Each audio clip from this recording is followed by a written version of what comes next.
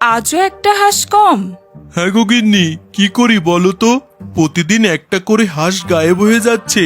কত করে বলেছি খামারটা ভালোভাবে ঠিক করো, আমার কথা তো তোমার একদমই কানে যায় না।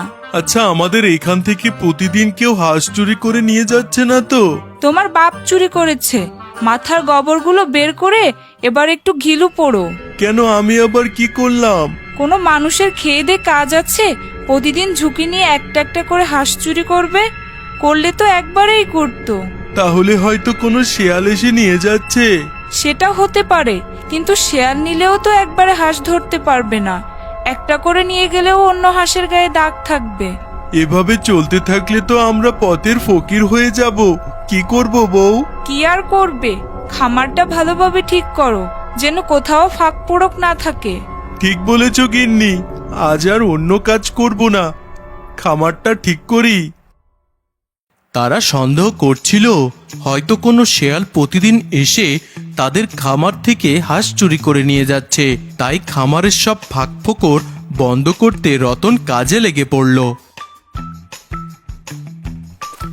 বাবা, তোমার কাজ কি শেষ হলো?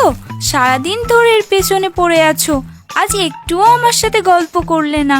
হ্যাঁ রে, এই তো কাজ শেষ। কি করব বল, প্রতিদিন একটা করে হাঁস চুরি হচ্ছে যে। নাও, আর কাজ করতে হবে না, ভাত বেড়েছি, খেয়ে বিশ্রাম নাও, রাত হতে চললো। আর চিন্তা নেই গিন্নি, সব কাজ শেষ করে ফেলেছি। আজ থেকে একটু নিশ্চিন্তে ঘুমাতে পারবো। চলো বাবা চলো, আমার খুব ক্ষুধা পেয়েছে।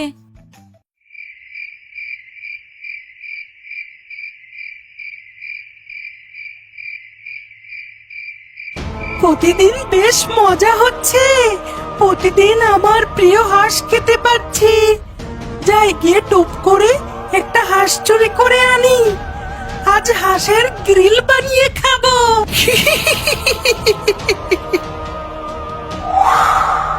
বেটারা ভেবেছে কোনো শিয়াল কুকুর তাদের খামার থেকে প্রতিদিন হাঁস চুরি করে। প্রতিদিন একটা করে নিতাম, আজ দুটো নেব। যত বেশি আমাকে বাধা দেওয়ার চেষ্টা করবে, তত বেশি হাঁস আমি চুরি করব।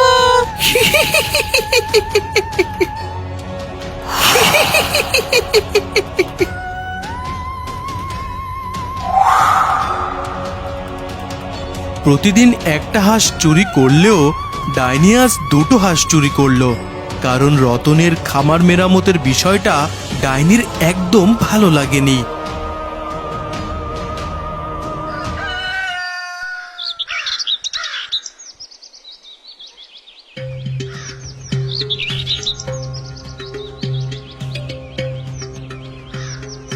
কি গো, কখন থেকে দেখছি খামারের ভেতরে দাঁড়িয়ে গুনগুন করছো, হয়েছেটা কি? সর্বনাশ হয়ে গেছে, প্রতিদিন তো একটা করে হাঁস যেত, আজ দুটো গেছে। কি বলো, দুটো? তোমার মাথা ঠিক আছে? কিন্তু কি করে হলো? আমার মাথা কি তোমার মাথার মতো নাকি দিনে 10 বার করে নষ্ট হবে? মা, আমি একটা কথা বলবো? আমরা রাতে পাহারা দিয়ে দেখতে পারি, আজ সারা রাত আমরা পাহারা দিব। তুই একদম ঠিক বলেছিস, আজ রাতে আমরা সবাই জেগে থাকবো, দেখবো কে প্রতিদিন হাঁস নিয়ে আসে আর কিভাবে নিয়ে যায়। তারা সবাই সিদ্ধান্ত নেই রাতে পাহারা দিবে, কে এসে প্রতিদিন হাঁস চুরি করে নিয়ে যায় এবং কিভাবে নিয়ে যায় সেটা দেখবে। আমার কি ভাগ্য, প্রতিদিন কি সুন্দর তাজা তাজা হাঁস খেতে পাচ্ছি।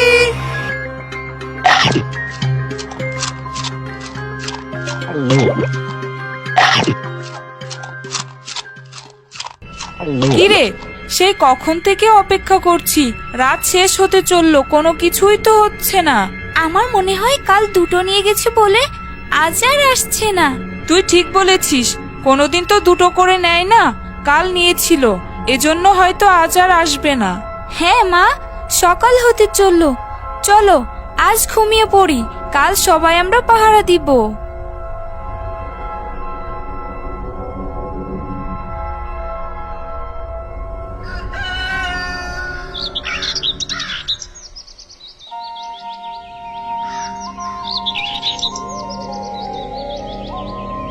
তোমাদের খামার থেকে নাকি প্রতিদিন হাঁস চুরি হচ্ছে?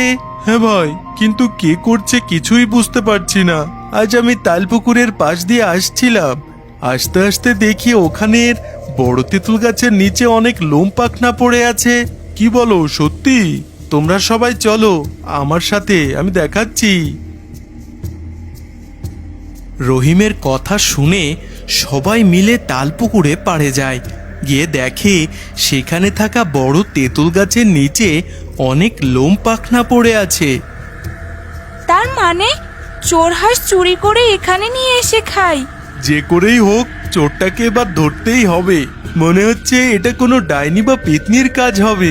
আমাদের গ্রামে তো এমন কোনো মানুষ নেই। হ্যাঁ ভাই, তুমি ঠিকই বলেছ, এটা কোনো ডাইনির কাজই হবে। ডাইনি হলে আমরা তাকে ধরবো কি করে, আর শাস্তিই বা দেবো কি করে? ও তো আমাদের উল্টো খেয়ে ফেলবে। বাবা, ডাইনির সাথে শক্তিতে নয়, বুদ্ধিতে লড়তে হবে। বুদ্ধি দিয়ে ওর সাথে কাবু করতে হবে। তুই কি করবি মা?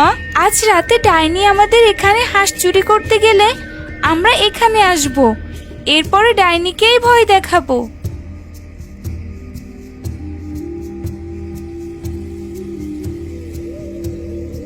লাঠি দড়ি সব নিয়ে তাদের তালপুকুর পাড়ে চলে যায়।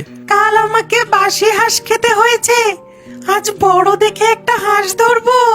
তাজা হাঁসের টাটকা গরম রক্ত। যাই গিয়ে তাড়াতাড়ি ধরে আনি। এ তো দেখি একটা ডাইনি। কি আজব, ডাইনি হয়ে হাঁস চুরি করছে। যাও যাও, শিগগিরই গিয়ে ডাইনিটাকে ধরো। আমার খুব ভয় করছে। হাঁসের মতো ও যদি আমার ঘাড় মোটকে দেয় তখন? যাও বলছি। চোখের সামনে আমাদের হাঁস চুরি করতে যাবে আর তুমি দাঁড়িয়ে দাঁড়িয়ে দেখবে? আমাদের কাছে তো লাঠি দড়ি সবই আছে, তাহলে? তুই কি করতে চাইছিস মা? আমার কিন্তু খুব ভয় করছে, যদি আমাদের কোনো ক্ষতি করে। দাঁড়াও মা, চিন্তা করো না, ডাইনিটাকে যেতে দাও, তারপরে দেখো কি করি। কি করবি তুই?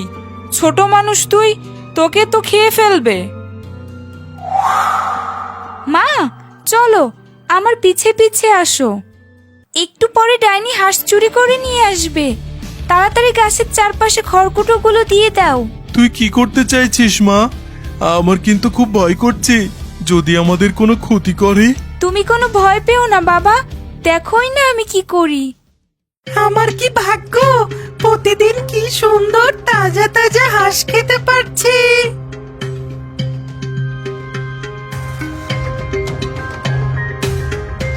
তোদের এত বড় সাহস, আমার গাছের গোড়ায় এসেছিস? কি রে, কি করছিস তোরা এখানে? তুই এসেছিস তাহলে? এতক্ষণ তোর জন্য অপেক্ষা করছিলাম। মানে তোর মতো বাচ্চা আমাকে পোড়াবে, আমার থাকার জায়গা পোড়াবে? আমি আগুন নিয়ে খেলি, আগুন আমার কিছুই করতে পারবে না।